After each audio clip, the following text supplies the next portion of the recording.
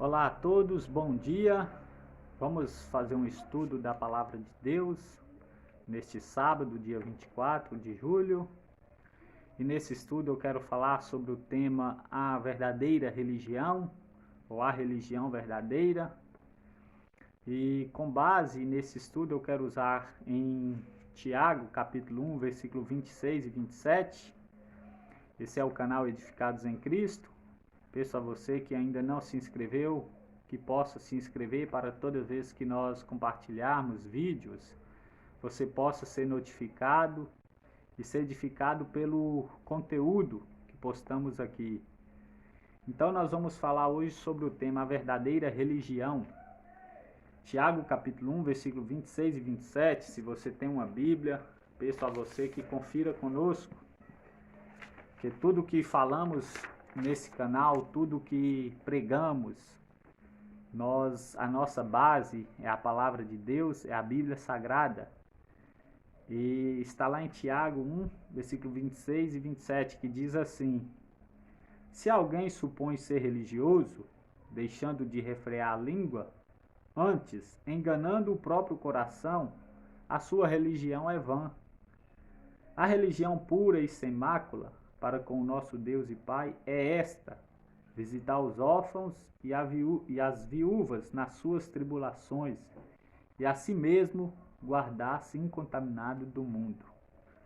Bom, Tiago vai escrever, vai ensinar para nós sobre o que é o verdadeiro cristianismo, qual é a verdadeira religião.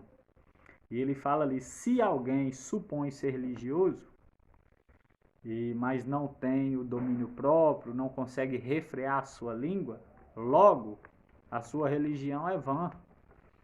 Infelizmente nós vivemos dias que muitas pessoas que se dizem religiosas, se dizem cristãs, se dizem crentes, infelizmente não conseguem refrear a sua língua. Infelizmente estão desenfreadas, tanto na sua língua, tanto no seu viver diário. A sua conduta cristã não está coerente com a palavra de Deus, não anda como Jesus andou. Então essa palavra aqui de hoje, esse estudo de hoje, vai servir para nós fazer uma avaliação sobre a nossa vida. Você que vai me assistir, que se diz cristã, que se diz filha de Deus, que se diz filho de Deus, que se diz seguir o cristianismo, nós vamos ver em que esse cristianismo consiste. Não só apenas na fala, não só apenas no eu confessar, pronunciar, não, vai além. Está muito além disso. É a minha conduta, a minha ética cristã, é o meu cristianismo, é eu andar com Jesus. Em 1 João, no capítulo 2, no versículo 6, diz: se alguém diz que está nele, em Cristo, deve andar como ele andou. Ou seja, se você diz que está em Cristo, se você fala que é de Cristo, você deve andar como ele andou, fazendo as obras de Cristo, fazendo o que Cristo fez. Então, meus amados, nós vamos refletir um pouco a fundo em que consiste a verdadeira religião. Então, vamos lá. Tiago fala que a religião pura e sem mácula para com o nosso Deus é visitar os órfãos e as viúvas nas suas tribulações, e a si mesmo guardar-se incontaminado do mundo. Ou seja, o cristianismo ele se resume o amor a Deus acima de todas as coisas e ajudar o próximo, as viúvas, aos necessitados, aos órfãos que estão sem pai, sem mãe, sem ninguém para auxiliar. Cristianismo ele se refere a isso, a eu visitar, a eu ajudar o próximo, aquele que tem necessidades. E ele fala que a si mesmo se guardar incontaminado do mundo, ou seja, santificação, separado do pecado, separado daquilo que é vulgar, daquilo que é profano, daquilo que é pecado. Então vamos lá, no versículo 26, se alguém supõe. Então Tiago aqui vai usar a palavra religião, religioso. Se alguém supõe ser religioso, se alguém diz ser religioso, Tiago aqui vai falar da religião e religioso para esclarecer e intensificar e aprofundar o sentido real do cristianismo. Então, Tiago usa a palavra religioso, religião. A palavra religioso aqui no contexto de Tiago, capítulo 1, versículo 26 e 27, pode significar tanto se alguém diz ser santo, se alguém se diz ser piedoso, se alguém se diz ser crente, se alguém se diz ser devoto, se alguém diz ser espiritual, se alguém diz ser pontual. O que é ser crente para você? É ser religioso? Ou o que é o cristianismo para você? É só ir na igreja? É só devolver, pagar, ofertar o dízimo? É isso só que é cristianismo? É ir na igreja com a Bíblia debaixo do braço? E ao sair da igreja a vida continua a mesma coisa, na lambança do pecado? Continua fofoqueiro? Continua disseminando maldades, continua falando mal, com uma vida hipócrita, fingida, fingindo ser o que não é? É isso que é o cristianismo? Ou o cristianismo para você significa santidade, guardar os olhos, guardar a língua, não se doar para os prazeres desse mundo? Então o Tiago está querendo dizer no contexto o quê? Se alguém se diz ser espiritual, religioso, se alguém diz ser pontual, religioso, se alguém diz ser devoto, espiritual, religioso, esse deve refrear sua língua, esse deve ter o domínio próprio, esse, se alguém diz ser isso, então esse deve ter o domínio próprio, esse deve se santificar. Então, o que é ser crente para você? O que é o cristianismo para você? É vir na igreja, é ir na igreja, é participar de uma denominação, cumprir os votos, as obras litúrgicas da igreja, cumprir as demandas, as regras, os dogmas, os preceitos, as leis, as disciplinas. O que é ser cristão? O que é parecer com Cristo? É isso? Não. Então Tiago fala no versículo 26, se alguém supõe ser religioso, Tiago está querendo dizer que se alguém diz que é santo, se alguém diz que é espiritual, piedoso ou religioso, mas não tem o domínio próprio, não guarda a sua língua, não guarda o seu coração, se alguém não faz isso, ele não tem o domínio próprio, ele não tem o fruto do Espírito Santo. Não adianta nada. A sua profissão de fé é vã, é inútil, não vale nada. Se você diz ser crente, se você diz ser espiritual, mas não está andando como Cristo andou, logo a sua vida cristã é vã. É uma profissão de fé vã. É inútil, é fútil, é vã. Então, se alguém diz, mas não refreia sua língua, refrear a língua significa controlar.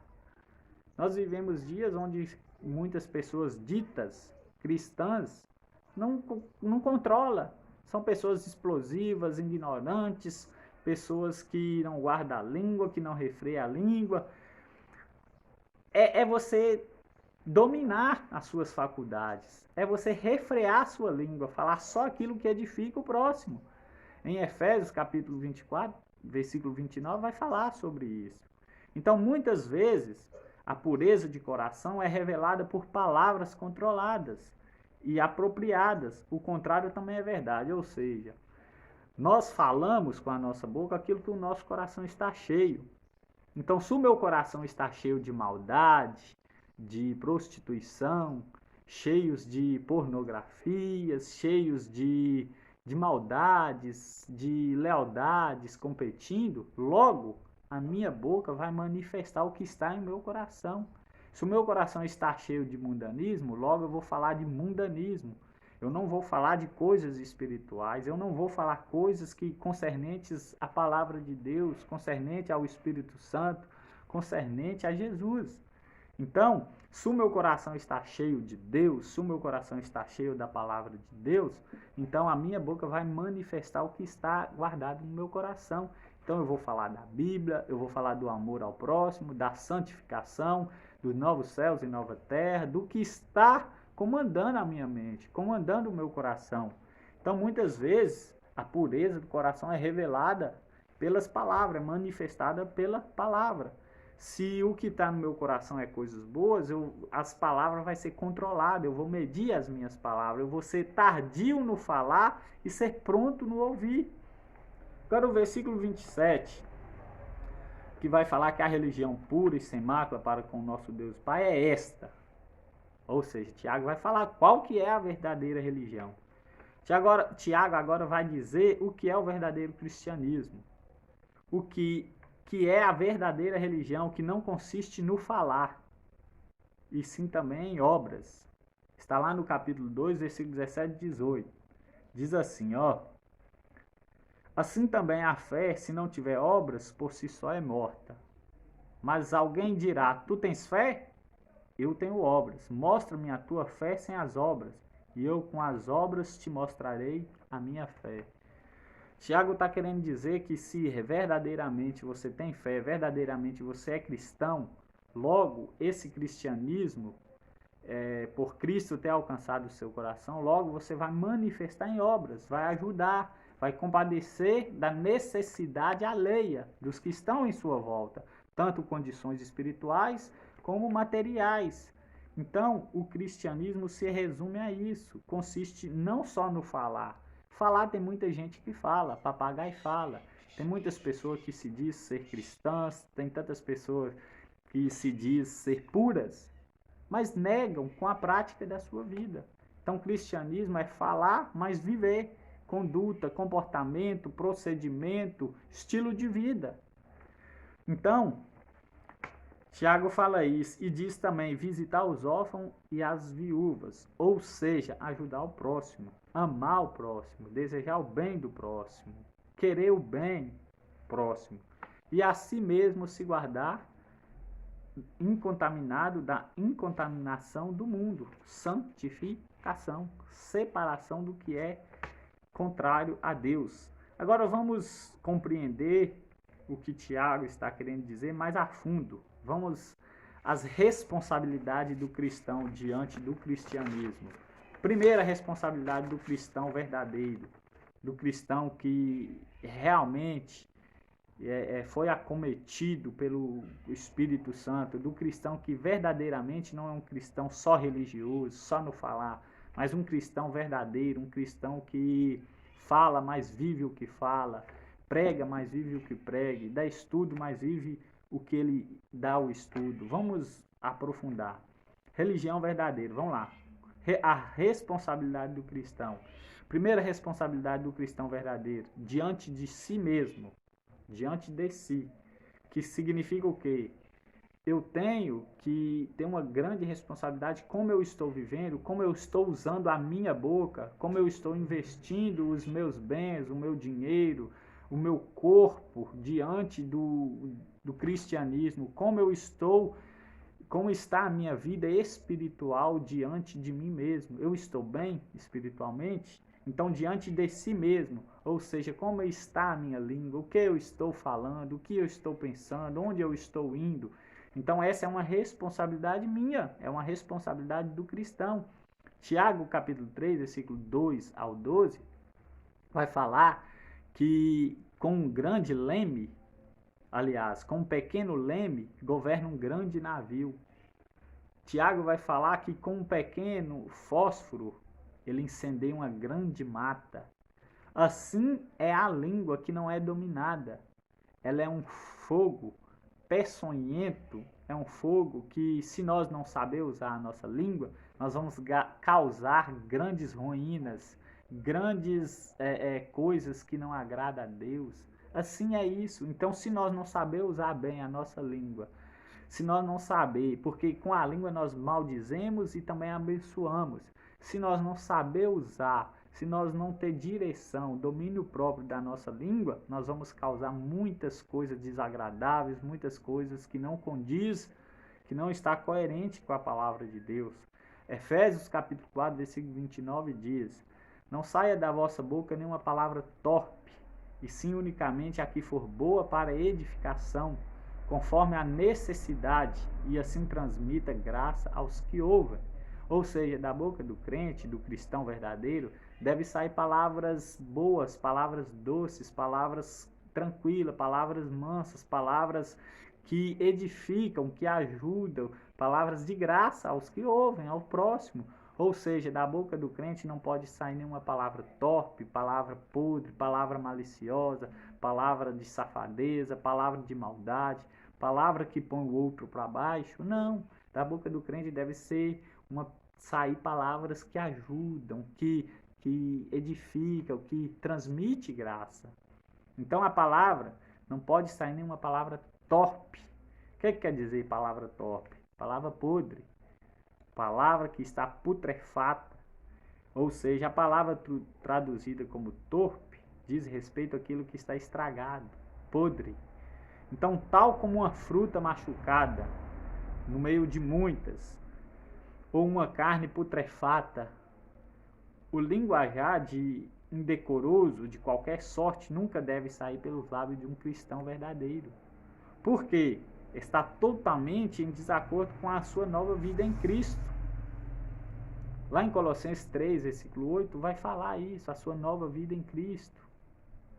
O que mais? Tiago, capítulo 3, versículo 6 ao 8. Eu não vou ler aqui para não tomar muito tempo, mas depois você confere. Salmo 141, versículo 3. 1 João, capítulo 2, versículo 6. Aquele que diz que está nele, em Cristo, deve andar, deve falar como ele falou, deve andar como ele andou. Então, meus amados, a palavra deve ser boa para edificação, edificar o próximo, ajudar, levantar o próximo, levantar quem está me ouvindo.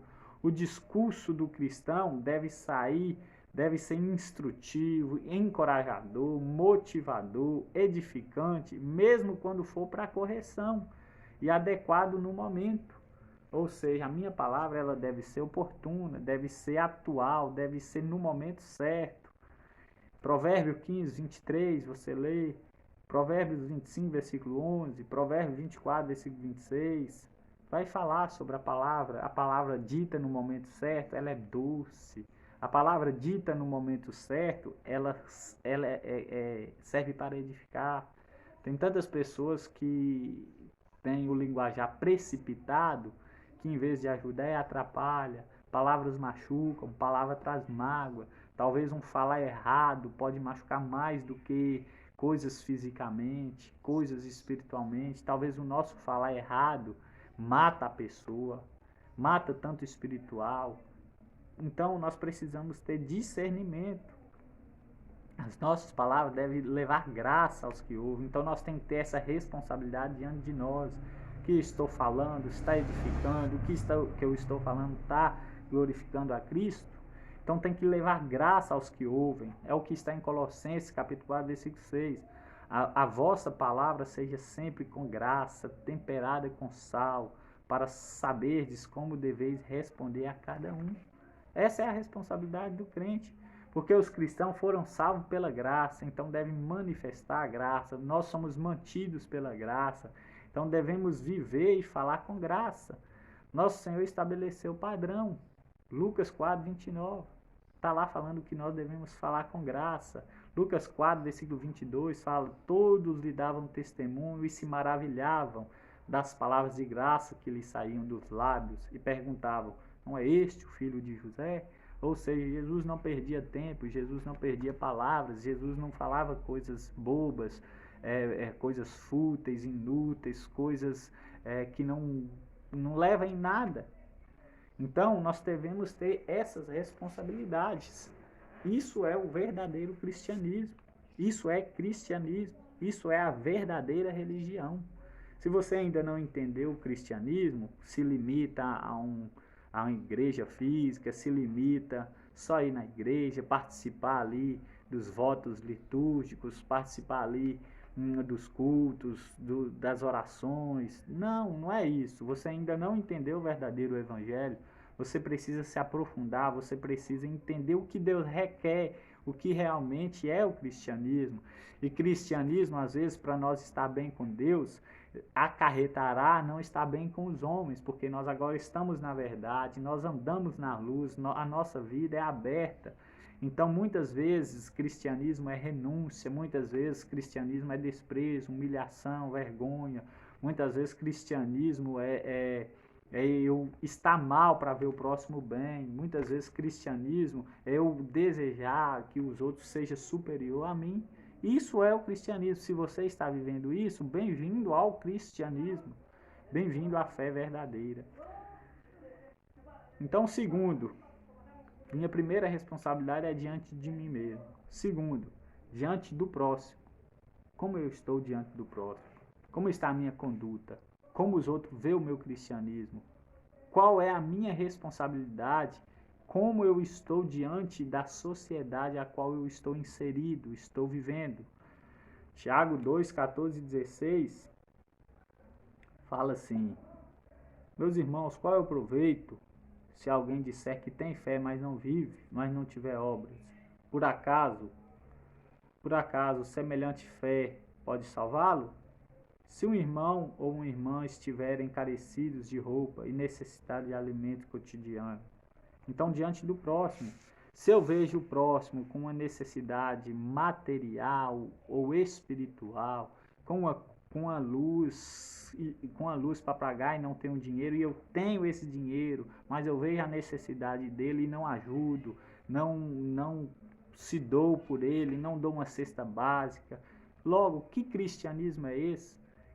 Que fé fraca, superficial é essa que muitos vivem, não ajudam, são em pessoas, tem muitas pessoas que são individualistas, egoístas, só pensa em si, só preocupa com si, só quer estar bem, só você, não pensa no próximo, não ajuda o próximo, não visita, não dá uma palavra amiga, não ajuda financeiramente, espiritualmente. Que cristianismo é esse? Você está pensando o que é a fé? Está pensando que Cristo morreu naquela cruz para quê? Para te dar uma vida melhor, um conforto melhor aqui nessa terra? Você está enganado. O cristianismo é isso, é se doer, é morrer pela causa de Cristo. Então, diante do próximo, é a miséria compartilhada em amor. É isso, é você compartilhar em amor. Então, Mateus 25, versículo 26 ao 43, vai dizer assim: no juízo final, olha o que Cristo vai fazer. Diante do juízo final, diante do trono de Deus, Cristo vai chamar as suas ovelhas, aos verdadeiros crentes, que à sua direita, as ovelhas, vai colocar à direita. E os bodes, os ímpios, os ateus, os incrédulos, os injustos, vai colocar à sua esquerda, vai chamar. Aos que está à sua direita, ele vai dizer: vinde benditos do meu Pai, entrai para o gozo, a salvação eterna, desfrutai-os da salvação. Entrai que está preparada para vós desde a fundação do mundo. Entra. Aí os discípulos, aí Jesus vai responder: por quê? Pode entrar, porque quando eu estava com fome, vós me destes de comer. Quando eu estava com sede, vós me destes de beber. Quando eu estava preso, vós me visitastes, agora entrai para a salvação eterna. Aí os discípulos vão perguntar: Senhor, mas quando foi que te vimos com fome e te damos de comer? Quando foi que te vimos com sede e nós te damos de beber? Quando foi que o Senhor estava preso e nos visitou? Aí Jesus vai responder: olha, quando vocês fizestes a um destes pequeninos, a mim estavam fazendo. Quando vocês fez isso a uns que creram em mim, ao meu povo, vocês fizeram a mim. E logo Jesus também vai apontar para os esquerdos e falar: vai para a condenação eterna, vai para o inferno que está preparado para o anjo, para o Satanás e que está preparado para o diabo. Ide. Aí eles vão indagar Jesus: mas por que, Jesus? Jesus vai falar assim: olha, quando eu estava com fome, vocês não me deram de comer. Quando eu estava com sede, vocês não me deram de beber. Quando eu estava preso, vocês não me visitou. Quando eu estava nu, vocês não me investiu. Agora vai para o anjo, para o inferno que está preparado para o diabo e os seus anjos. E logo eles vão perguntar: Senhor, mas quando foi que te vimos com fome e não te damos de comer? Quando foi que te vimos com frio e não te cobrimos? Quando foi que te vimos preso e não visitamos? Quando foi, Jesus?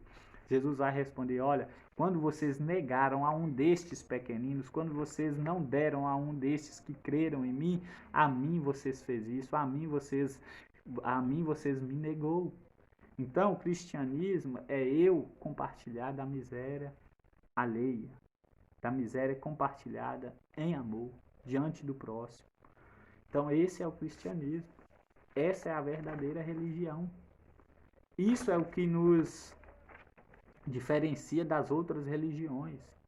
O nosso cristianismo precisa ser mais compreendido por muitos que se dizem evangélicos.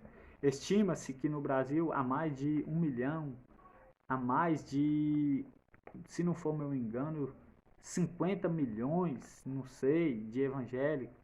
Mas eu pergunto, será que todos esses cujos ditos que são evangélicos estão praticando o que Cristo deseja para a sua palavra?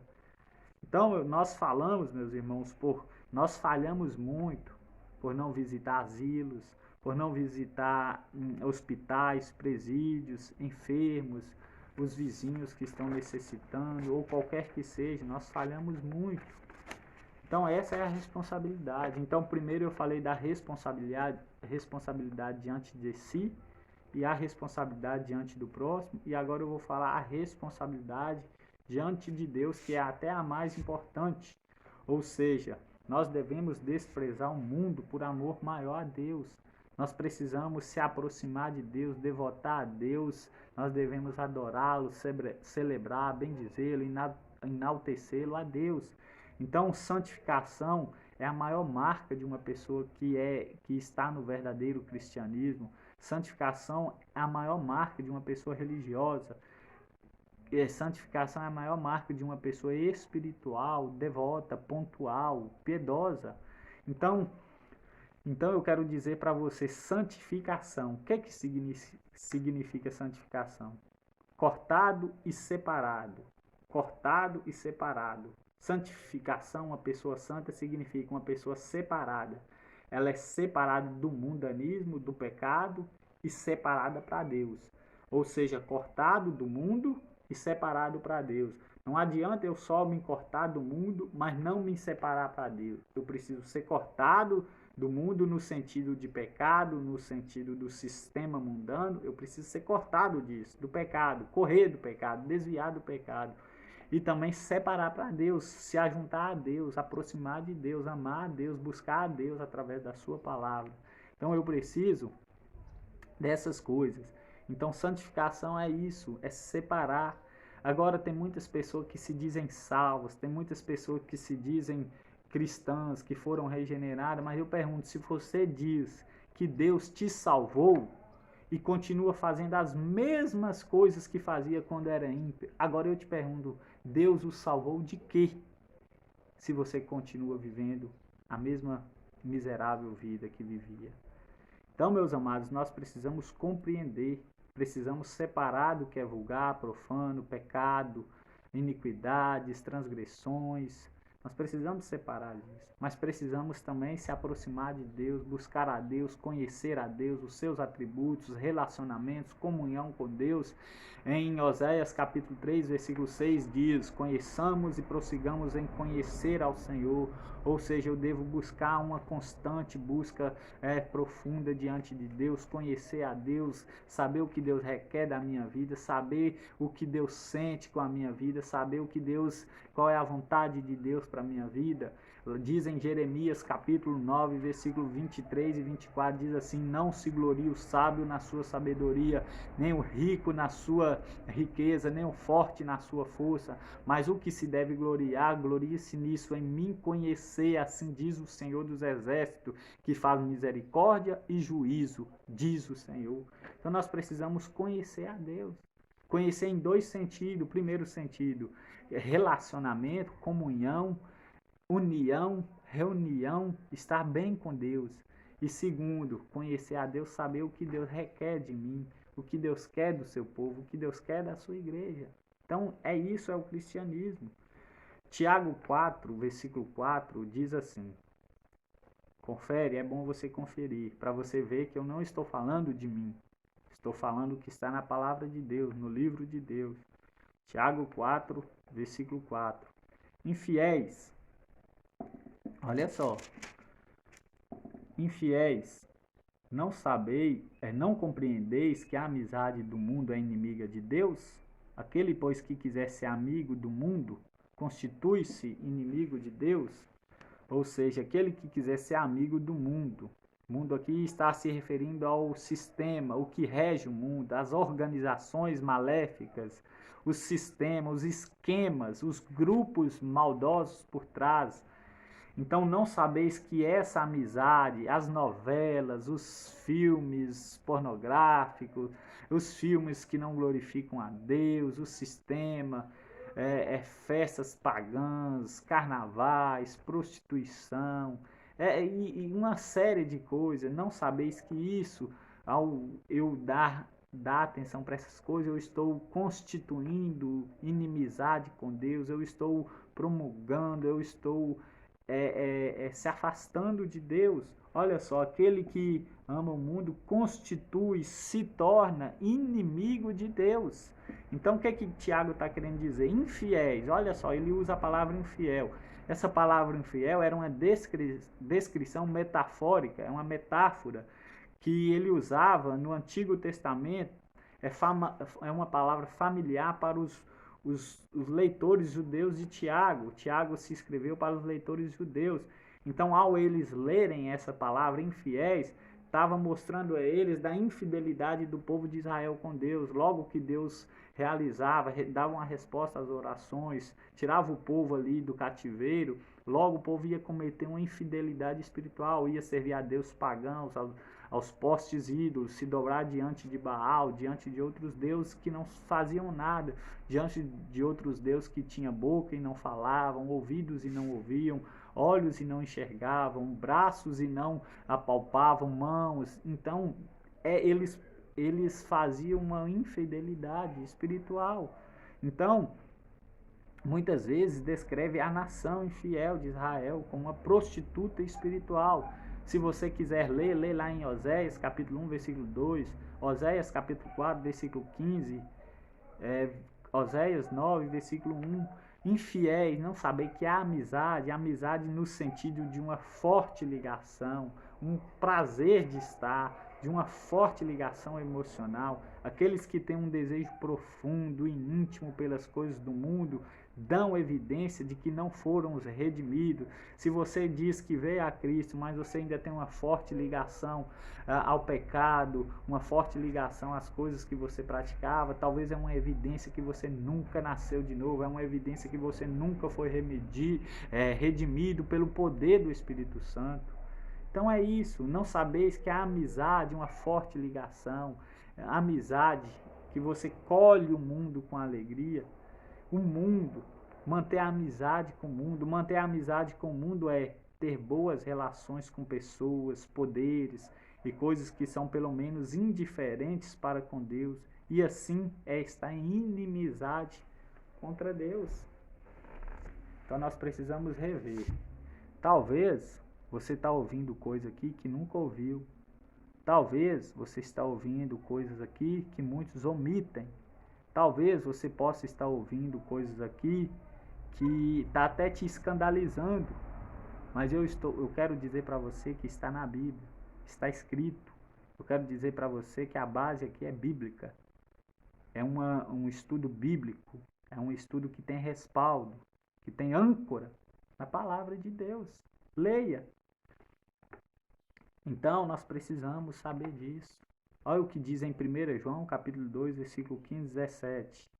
Não ameis o mundo, nem o que no mundo há. Se alguém amar o mundo, o amor do Pai não está nele. Porque tudo que há no mundo, a concupiscência dos olhos, a concupiscência da carne, a soberba da vida, não procede de Deus, mas do mundo. E o mundo passa, bem como a sua concupiscência, os seus desejos fortes. Mas aquele que faz a vontade de Deus, esse permanece para sempre. 1 João, capítulo 2, versículo 15, 16 e 17. Pode ler. Então, quando o apóstolo João fala, ele não ameis o mundo, João está querendo dizer o quê? Que não deve acolher o mundo com alegria.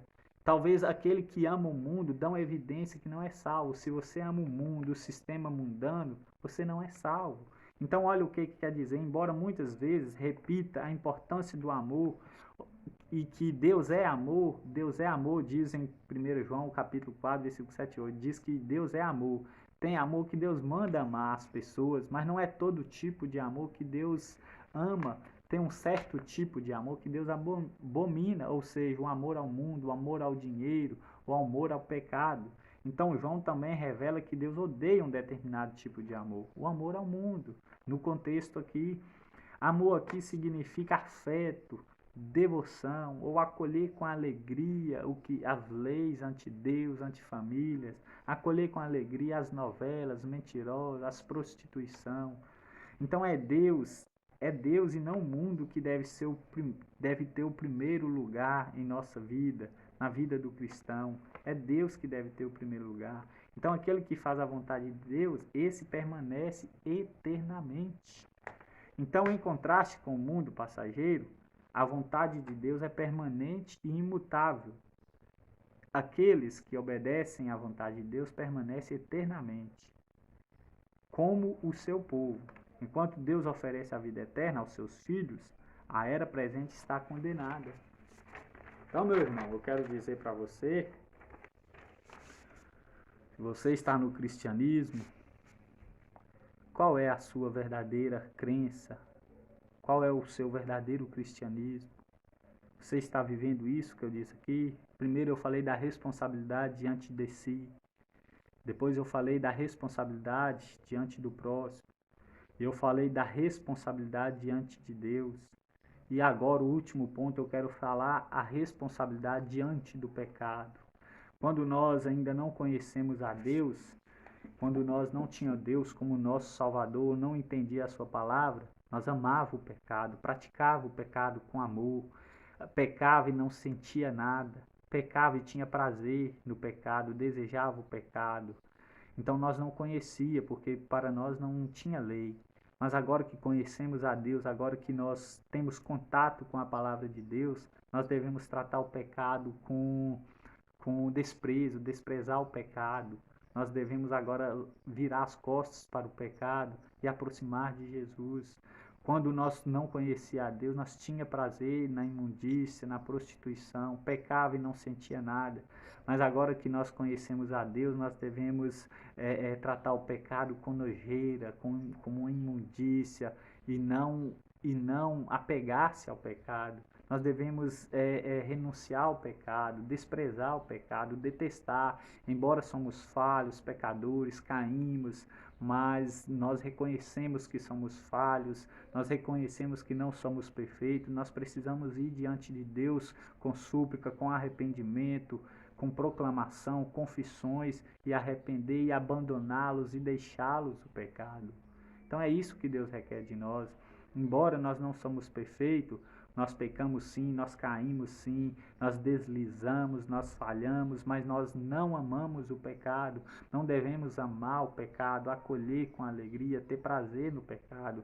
Nós devemos buscar em Deus força para vencer o pecado, atingir um nível de santidade maior, mais alto, e assim crescer na graça e no conhecimento a Deus. Portanto, eu quero concluir esta mensagem, esse estudo, dizendo que se você não faz parte do cristianismo bíblico, você que não faz parte, venha, as portas estão abertas, escancaradas te esperando. Entra na arca, entra, há espaço para você, há lugar para você. Eu te convido, Deus te convida, o Espírito e a noiva diz vem. Aquele que está fraco, a noiva está dizendo venha. Então, se você não faz parte ao verdadeiro cristianismo, venha, Cristo espera. Cristo está de braços abertos. Mas vai chegar um dia que esses braços, que essa porta irá ser fechada. Aí vai ser tarde demais. Então, venha antes que seja tarde demais. Eu quero dizer para você que se agregou, que pensa que está nesse verdadeiro cristianismo e não está de fato na prática, você reveja, se converta de verdade, busque em Deus arrependimento, busque em Deus sabedoria, discernimento, para você assim poder servir a Deus de verdade, melhor, sério, servir a Deus com uma vida de piedade, uma vida santa diante de Deus. E você que está no caminho do cristianismo verdadeiro, continue firme, embora as lutas venham, mas essas lutas não têm competência para nos tirar da fé. A finalidade das lutas, das tribulações, perseguições, caluniações, críticas, zombações, ela tem uma finalidade de nos conformar à imagem e semelhança de Jesus, porque a Bíblia diz em Romanos capítulo 8, versículo 28 e 29, sabemos que todas as coisas cooperam para o bem daqueles que amam a Deus, daqueles que são chamados segundo o seu propósito, ou seja, todas as coisas, tantas perseguições, tantas coisas boas, quanto as coisas ruins, quantos problemas, as aflições, perseguições, elas têm uma finalidade, elas trabalham, elas se transmitem, elas contribuem para o bem daqueles que amam a Deus. Se você ama a Deus, se você busca a Deus, saiba que todas as coisas estão cooperando para o seu bem espiritual. No versículo 29 e 30 vai dizer que o bem que essas coisas cooperam, trabalham, é te conformar à imagem e semelhança de Cristo. Que Deus em Cristo vos abençoe. Um forte abraço. Que a paz e a graça do Senhor seja com todos.